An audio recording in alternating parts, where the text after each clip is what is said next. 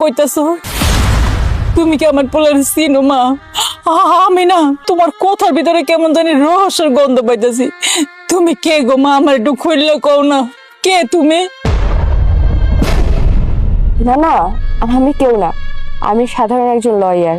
আর সেই কারণেই আপনাকে আমি জিজ্ঞাসা করলাম, অন্য কোনো কারণ নাই। তেমন তোমার প্রতি কই মা গো, তুমি এনে খাড়াই থাইকো না গরমের ভিতরে, তুমি ঘরে যা ফ্যানের নিচে বহগা, আমি শ্যামাই রান্না করে লই আইতাছি।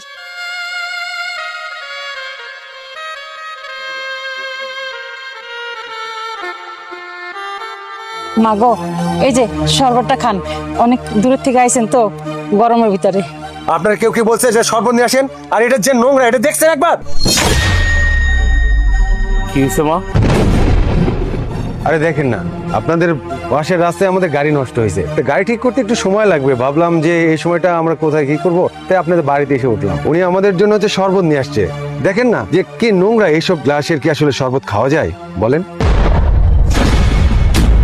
কি বললেন? ঠিকই বলছেন আপনি।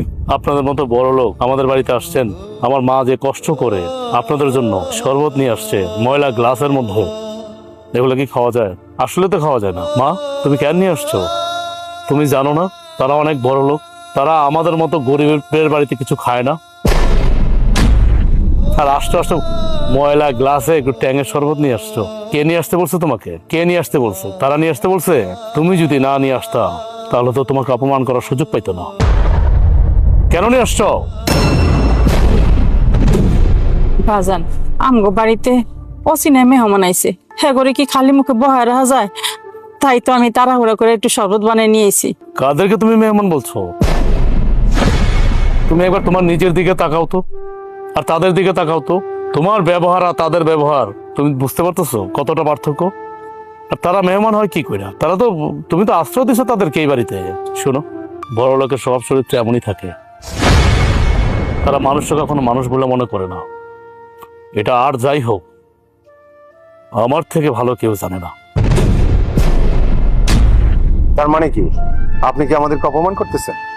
আমরা সাময়িকের জন্য এই বাড়িতে এসেছি যে আমাদের গাড়িটা নষ্ট হয়েছে, তাই বলে কি আপনারা আমাকে অপমান করবেন? আমি আপনাদের অপমান করছি? আপনাদের কাছে কি তাই মনে হলো যে আমি আপনাদের অপমান করছি? বরঞ্চ উল্টা তো আপনি আমার মাকে অপমান করলেন। আপনার তো বোঝা উচিত ছিল যে আমার মা কষ্ট করে 2 গ্লাস শরবত নিয়ে আসছে, এটা আপনাদের রিসিভ করা। তা না করে আপনি আমার মার মনে কষ্ট দিচ্ছেন। শুনেন, আপনার বাবা মা আপনাকে সুশিক্ষায় শিক্ষিত করতে পারে নাই। আপনাদের শুধু টাকা পয়সাই হয়েছে, কিন্তু গরিব মানুষের সাথে কি ধরনের ব্যবহার করতে হয় সেই জিনিসগুলো আপনারা শেখেন নাই। আপনারা বড় লোকরা শেখেন নাই। এটা হচ্ছে আপনাদের ব্যর্থতা। আপনার মুখে এই সমস্ত কথা মানায় না। আমি আপনার সাথে কথা বলছি না, আমি আপনার হাজবেন্ডের সাথে কথা বলছি। আপনি দয়া করে আল্লাহর রাস্তায় চুপ থাকেন। শুনেন, আপনারা এই বাড়িতে যতক্ষণ মন চা থাকেন, আপনাদের গাড়ি ঠিক না হওয়া পর্যন্ত থাকেন। কারণ আপনারা আমাদের সাথে বেয়াদবি করলে আমরা তো আপনাদের সাথে বেয়াদবি করতে পারি না।